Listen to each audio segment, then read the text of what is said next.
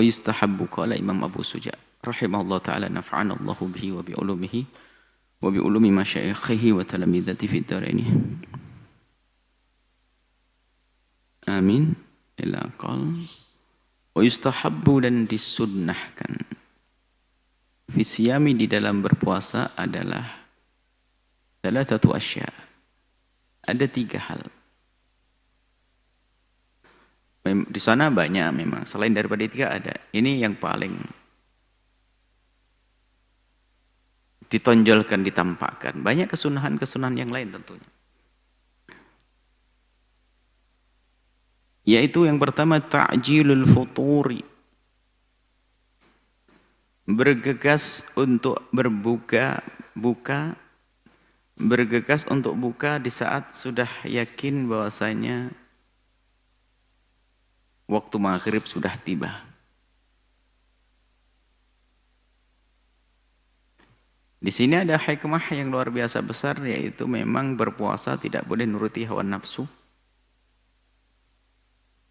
Ibadah patuh. Waktu dilarang makan harus tidak makan beneran. Kalau waktunya buka ya hendaknya buka. Menunda tidak haram, tapi mendapatkan kesunahan, makruh. Tapi kalau wisal, sambung lagi dengan puasa berikutnya tanpa makan dan minum, ulama menyebutkan itu yang tidak diperkenankan. Jadi bukan sok, saya kuat kok, nggak usah buka, oh enggak. Berbuka. Dan sungguh indah. Berbuka adalah, mempercepat buka adalah sunnah, mengakhirkan sahur juga sunnah. Dan memang ini ibadah, tidak boleh hawa nafsu ikut-ikutan di sini.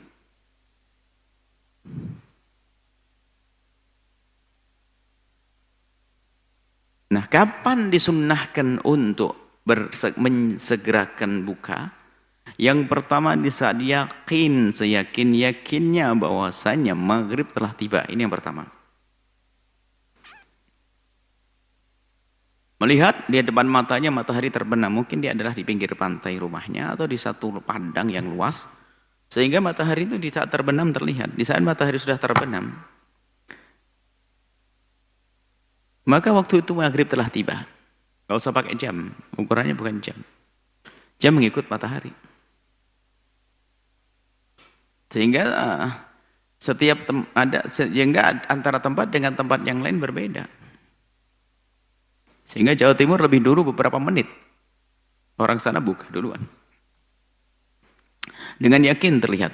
Yang kedua adalah dengan dugaan kuat atas dasar ijtihad. Menduga tanpa ijtihad nggak boleh berbuka. Nggak ada tanda-tanda, nggak ngelihat jam, nggak ada tanda apapun, tiba-tiba kayaknya sudah maghrib makan, nggak boleh. Harus berijtihad.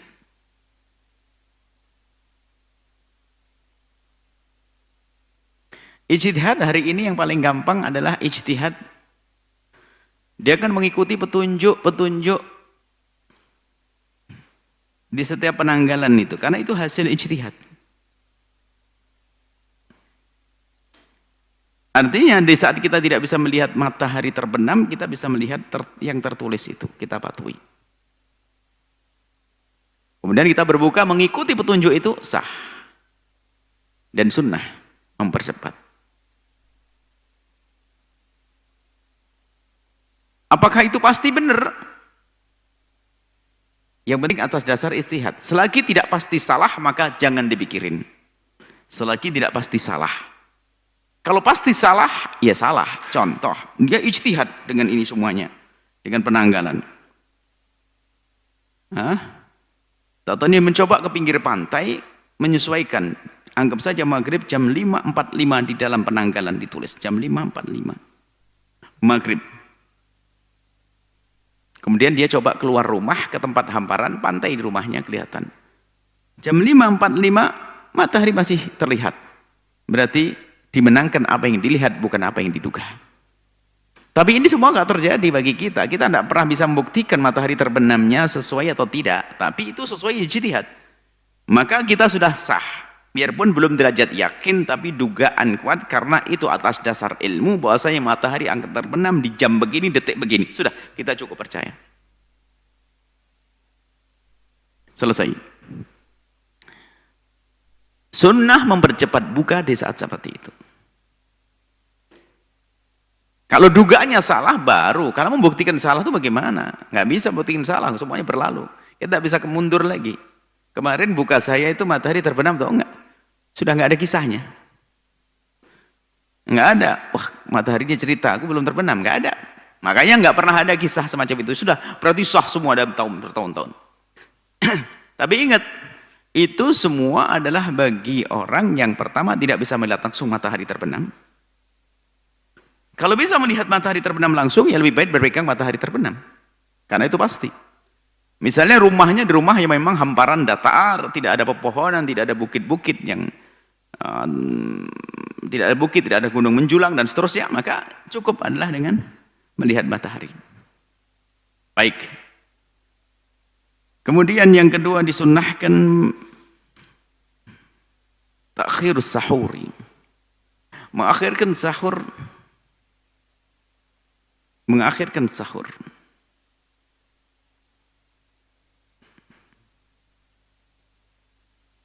Jadi mengakhirkan sahur ini adalah sunnah. Memerangi hawa nafsu. Artinya hendaknya kita sahur sunnah.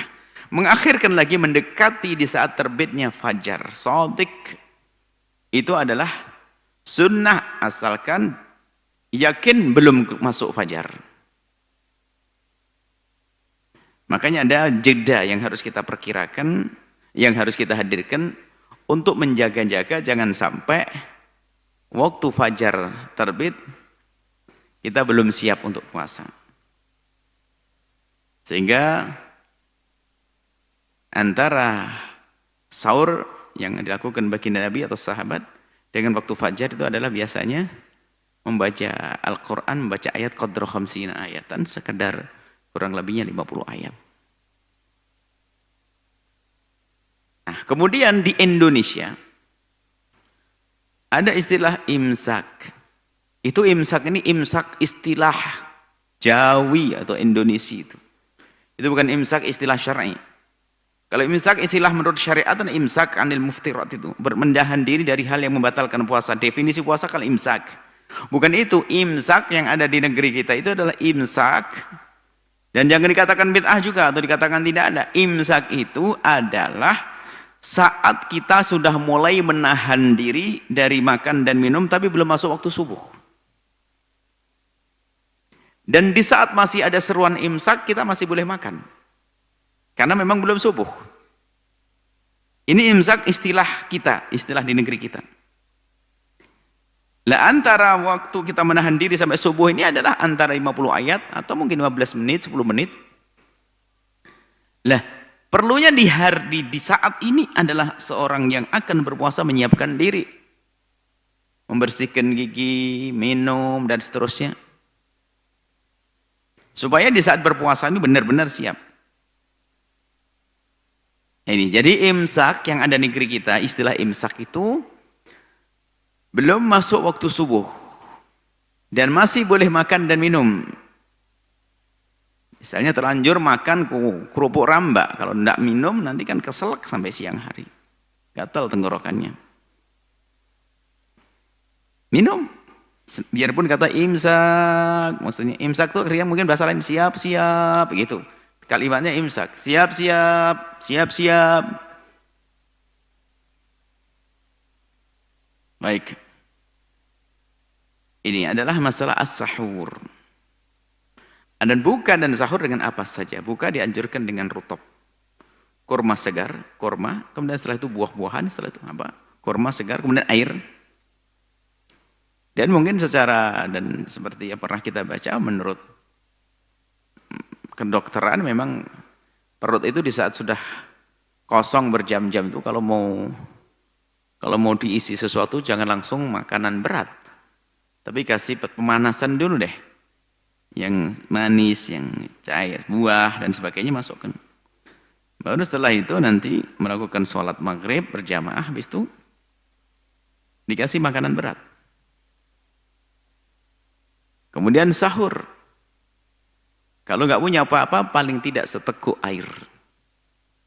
Air diminum untuk sahur. Baik. Itu disunnahkan. Nabi menyebutkan dalam hadis, la tazalu ummati bi khairin ma ajjalu al-iftar wa akharus sahura. Umatku akan dalam keberkahan baik-baik saja selagi mereka itu adalah bersegera di dalam berbuka dan berusaha untuk mengakhirkan sahur. Baik. Wa tarkul hujri. Wa tarkul hujri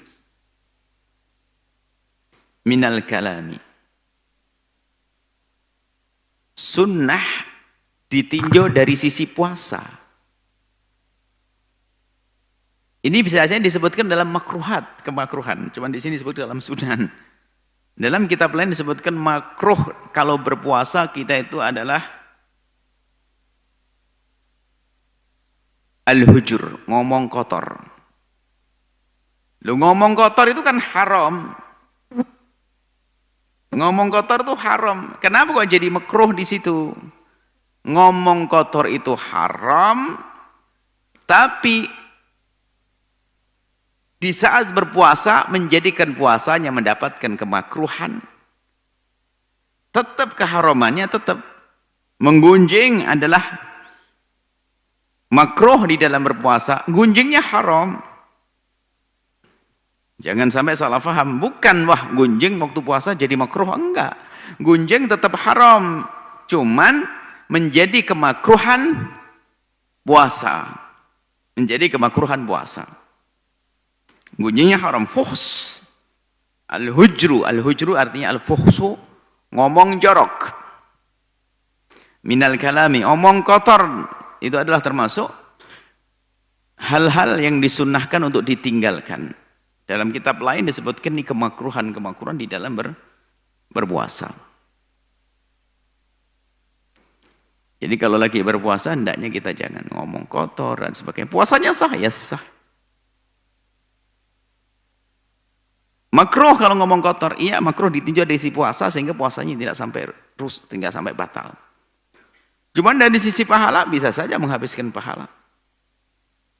Bisa saja menghabiskan pahala dari kemakruhan tersebut. Dosanya iya dosa, dengan ngomong kotoran ya dosa, tapi urusan puasanya bisa saja menjadikan sebab pahalanya hilang puasa tersebut. Kamin shaimin laisa lahu min siyami ilal ju' wal 'atas. Nabi menyebutkan alangkah banyaknya orang puasa tidak mendapatkan apa-apa kecuali dahaga dan lapar. Dia puasa serius. Sahurnya tepat, benar waktunya, maghribnya juga benar. Cuman dia nggak mendapatkan pahala, hanya mendapatkan al-ju' wal 'atas, lapar dan dahaga. Kenapa? Karena dia puasa tapi tidak meninggalkan sesuatu yang diharamkan oleh Allah. Ngomongnya kotor, jorok. Dan ngomong jorok ini adalah haram dari zatnya ngomong, tapi di saat ditempelkan ke puasa menjadi kemakruhan puasa. Seperti itu. Puasamu makruh karena kamu ngomong kotor. Ngomong kotormu haram.